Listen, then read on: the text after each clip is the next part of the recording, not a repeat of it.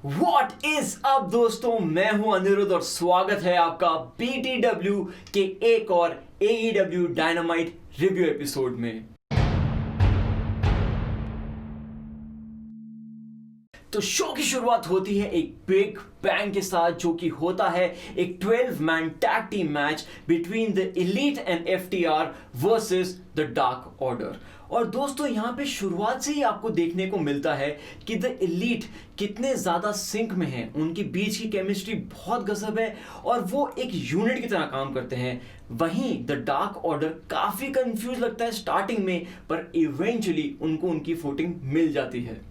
और अगर मैं इसको पिछले वीक के 10 मैन टैग टीम मैच के साथ कंपेयर करूं तो ये मैच बहुत ही ज़्यादा बेहतरीन था, जहां कि उस मैच में मेजॉरिटी स्पॉट्स थे और एक्शन रिंग के बाहर था।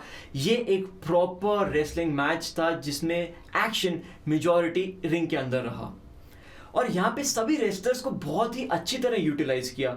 यहाँ तक कि नंबर 5 जो कि डार्क ऑर्डर के एक जॉबर नजर आ रहे थे, वो भी इस मैच के काफ़ी इंटीग्रल पार्ट रहे। ब्रोडी ली भी एक बहुत ही अमेजिंग रेसलर हैं और जिस इंटेंसिटी से वो रिंग में रेसल करते हैं वो देखने में काफ़ी मज़ा आता है। मैच का की मोमेंट था जब टैक्स को लेग इंजरी हो जाती है और FTR को रिंग छोड़कर जाना पड़ता है। मैच में जो सस्पिशियस कैरेक्टर दिखाई देते हैं वो होते हैं कोल्ड कबाना, क्योंकि आप अभी तक फिगर आउट नहीं कर पाते अच्छे से कि क्या वो डार्क ऑर्डर का पार्ट है या नहीं। और अब ये देखना काफ़ी इंटरेस्टिंग होगा कि ये स्टोरी लाइन प्रोग्रेस कैसे करती है, कि क्या कोल्ड कबाना डार्क ऑर्डर के फुली पार्ट हो चुके हैं, क्या उन्होंने एक्सेप्ट कर ली है डार्क साइड, या वो अभी भी टू माइंड्स में है। और वहाँ पे FTR की इंजरी का एंगल कैसे प्ले आउट होता है ये भी देखना काफ़ी इंटरेस्टिंग होगा। और इसके बाद देखने को मिलते हैं जॉन मॉक्सली, जो कि प्रोमो कट करते हैं डर्बी एलन और उनके मेन इवेंट मैच पे। और दोस्तों मॉक्स के प्रोमोज बहुत ही बढ़िया रहे हैं और एक ये बहुत अच्छा तरीका बन जाता है उनका फैंस के साथ कनेक्ट करने के लिए। और इसके बाद देखने को मिलता है एक tag team match between Santana and Ortiz versus the best friends. ये एक डिसेंट मैच था, पर इस मैच की प्रॉब्लम ये थी कि ये मैच सैंडविच हो गया था, क्योंकि इससे पहले जो मैच हुआ था वो बहुत ज़्यादा एक्सप्लोसिव था और इसके बाद के आने वाले मोमेंट्स काफ़ी ज़्यादा एंटिसिपेटेड थे। तो आप यही सोचते हो कि काश ये मैच थोड़ा जल्दी ख़त्म हो जाए ताकि हम उस एंटिसिपेटेड मोमेंट्स की तरफ बढ़ सकें। मैच के विजेता रहते हैं द बेस्ट फ्रेंड्स और इसके साथ ही हम चलते हैं बैक स्टेज, जहाँ पे MJF दिखाई देते हैं उनके कैंपेन की प्रिपरेशन करते हुए। वो लोगों को फायर करते हैं, प्रोमो कट करते हैं और वो सारी चीज़ें करते हैं जो MJF को महान बनाती है। इसके बाद रिंग में आते हैं मैट हार्डी और दोस्तों मैट हार्डी बोलते हैं कि वो उनके करियर की एंडिंग स्टेज पे है और उनका करियर किस तरीके से एंड होगा ये वो खुद डिक्टेट करना चाहते हैं। वो खुद चाहते हैं कि वो इन चीज़ों को कंट्रोल लें, इसीलिए वो AEW आए हैं।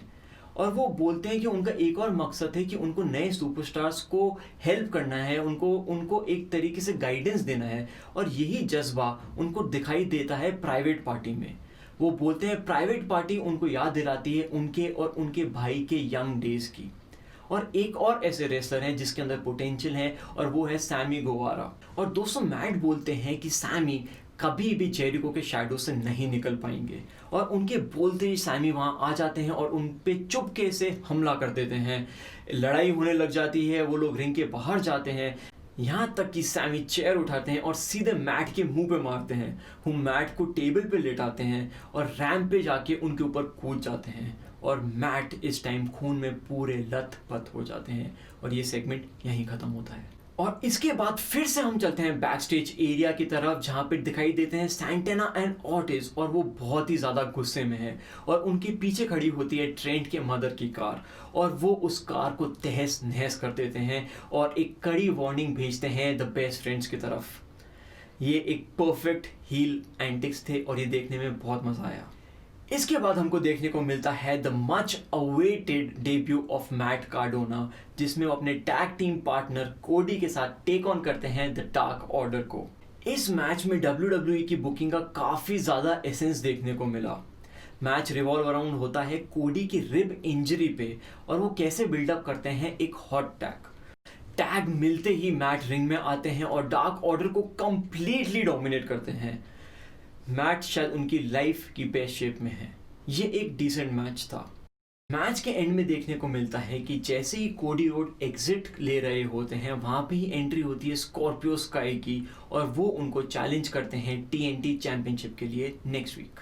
और इसके बाद फाइनली टाइम होता है द वेडनेसडे नाइट डिबेट का, और इसके मॉडरेटर अनाउंस होते हैं none other than Eric Bischoff. Eric Bischoff एक लेजेंड है और वो 20 साल के बाद TNT नेटवर्क पे वापस आए हैं। दोस्तों, इस डिबेट के लिए एरिक बिशॉफ के अलावा कोई बेटर चॉइस नहीं हो सकती। डिबेट में क्रिस जेरिको और ऑरेंज कैसिडी को मोस्टली फैंस के द्वारा दिए गए क्वेश्चंस को एड्रेस करना था, और ये सारे क्वेश्चंस रेसलिंग रिलेटेड थे। इन सारे क्वेश्चंस पे जेरिको नॉन स्टॉप बोलते रहे और वहीं ऑरेंज कैसिडी एकदम चुप रहे। डिबेट के दौरान एक ऐसा क्वेश्चन आता है जो ग्लोबल वार्मिंग और सी लेवल से रिलेटेड होता है, और इस क्वेश्चन को सुनते ही जेरिको एकदम चुप रह जाते हैं। वहीं ऑरेंज कैसिडी अपना माइक घुमाते हैं और ग्लोबल वार्मिंग से रिलेटेड एक एक फैक्ट एंड फिगर प्रेजेंट करने लग जाते हैं, और ये देख के जेरिको के होश उड़ जाते हैं। ये सेगमेंट बहुत ही ज़्यादा हिलेरियस था, स्पेशली जेरिको के रिएक्शंस। डिबेट के लास्ट क्वेश्चन में उनसे पूछा जाता है कि उनका जो होने वाला रीमैच है वो उन दोनों के लिए क्या मायने रखता है, और जैसे ही जेरिको मुंह खोलते हैं कुछ बोलने के लिए, उसी टाइम ऑरेंज कैसिडी उनको इंटरप्ट करते हैं और एक फैंटास्टिक प्रोमो कट करते हैं। ऑरेंज कैसिडी बोलते हैं कि ये जो डिबेट जेरिको ने ऑर्गेनाइज किया है वो सिर्फ उनको एम्बैरस करने के लिए किया है, पर वो एम्बैरस होंगे नहीं। ऑरेंज कैसिडी का एक एक वर्ड, जिस इमोशंस उन्होंने बोला है, वो बहुत ही ज़्यादा अमेजिंग है। शायद ये फर्स्ट टाइम था जब हम लोग ऑरेंज कैसिडी की आवाज़ सुन रहे हैं। और दोस्तों, ऑरेंज कैसिडी के कैरेक्टर के बारे में लोगों ने जो भी बातें करी थी, कि जो जो डाउट्स प्रेजेंट करे थे, टाइम एंड टाइम अगेन उन्होंने लोगों को रॉन्ग प्रूफ किया है। और अगर ऑरेंज कैसिडी इसी पेस पे चलते रहे तो नो डाउट उनको फेस ऑफ AEW बनने से कोई नहीं रोक सकता। और इसके बाद टाइम होता है हमारे मेन इवेंट का, जो कि है Jon Moxley versus Darby Allin for AEW championship. दोस्तों, जॉन मॉक्सली डार्बी एलिन में अपने आप को देखते हैं, उनका एक यंगर वर्जन देखते हैं, और वो उस कहीं ना कहीं उस वर्जन को थोड़ा हम्बल डाउन भी करना चाहते हैं। पर डार्बी एलिन इसके बारे में ज़ीरो फक्स देते हैं, और उनको इन चीज़ों से कोई मतलब नहीं। वो सिर्फ दी बेस्ट बनना चाहते हैं, जो चैंपियन बनना चाहते हैं। इस मैच में काफ़ी ज़्यादा इंटेंसिटी थी और काफ़ी ज़्यादा ब्रूटल मैच था ये, और मॉक्सली अपने साइज का एडवांटेज लेते हुए डोमिनेट करते हुए दिखे डार्बी एलिन को, और वहीं डार्बी एलिन ने एक भी मौका नहीं छोड़ा जहां पे उन्होंने उनके मूव्स को काउंटर रिवर्स करने की कोशिश ना करी हो। तो मैच का सबसे एक्साइटिंग पॉइंट तब आता है जब MJF आते हैं और AEW टाइटल से जॉन मॉक्सली को मार के चले जाते हैं। दोस्तों, इस टाइम एक्चुअल में आपको ऐसा लगता है कि शायद डार्बी इस मोमेंट पे कैपिटलाइज करेंगे और मॉक्सली टाइटल हार जाएंगे, पर डार्बी इस चीज़ को करने में थोड़ा सा लेट होते हैं और मॉक्सली किक आउट कर देते हैं। मॉक्सली बहुत मेहनत के बाद डार्बी को हराते हैं, क्योंकि डार्बी हार मानने का नाम ही नहीं लेते, पर इवेंचुअली वो जीतते हैं और मैच यहीं ख़त्म होता है। दोस्तों, ये दी मैच ऑफ द नाइट था। ये बहुत ही बेहतरीन मैच था, और MJF के इंटरफेरेंस से इसके एक्साइटमेंट लेवल्स और बहुत ही ज़्यादा एलिवेट हो गए। AEW ने फिर इस बार एक बहुत ही बेहतरीन एपिसोड पुट अप किया, और अगर हम इसको रेटिंग दें तो हम देंगे इसको 8 आउट ऑफ 10। दोस्तों, इस एपिसोड के हर एक मैच के साथ एक स्टोरी लाइन अटैच थी जो कि काफ़ी प्रोग्रेसिव थी, और यही चीज़ आपको स्टार्टिंग से लेकर एंड तक हुक्ड रखती है, और यही चीज़ आपको मोटिवेट करती है कि आप नेक्स्ट वीक भी ट्यून इन करो और डायनामाइट का ये एपिसोड देखो।